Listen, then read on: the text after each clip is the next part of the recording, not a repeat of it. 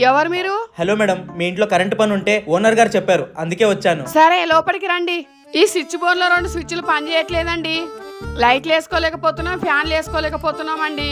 కొంచెం చూసి రిపేర్ చేయండి. లోపల బెడ్రూమ్ లో 2 స్విచ్లు పనిచేయట్లేదు, అవి కూడా చూస్తారా? సరే మేడం, ఇదైనా చెప్పండి, చేసేస్తాను. మేడం, ఒక గ్లాస్ మంచినీళ్ళు తెచ్చిస్తారా? సరేలేండి. ఏమండి, కరెంట్ అయినా మంచినీళ్ళు అడుగుతున్నాడు, కొంచెం తెచ్చిస్తారా? ఇక్కడ వర్క్ చేసుకుంటున్నాను, నీకు అర్థమవడం లేదా? నువ్వు వెళ్ళి ఇవ్వు.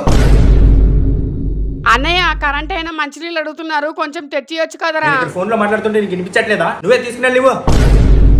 నువ్వు కూడా బిజీగా ఉన్నావా? సరేలే. ఏంటి మేడం, మీరు వాళ్ళని ఇబ్బంది పెట్టే బదులు మీరే వెళ్ళి మంచినీళ్ళు తీసుకురావచ్చు కదా? ఏంటి బాబు నువ్వు? నేను కిచెన్ లోకి మంచినీళ్ళు తేవడానికి వెళ్తే నువ్వు మా ఇంట్లో ఏమైనా కొట్టేస్తే ముందే నీ ముఖం దొంగ ముఖం లాగా ఉంది. మీరొద్దు, మీరు పేర్లొద్దు, నేను వెళ్ళిపోతాను మేడం, మీరు వేరే వాడిని పిలిపించుకోండి.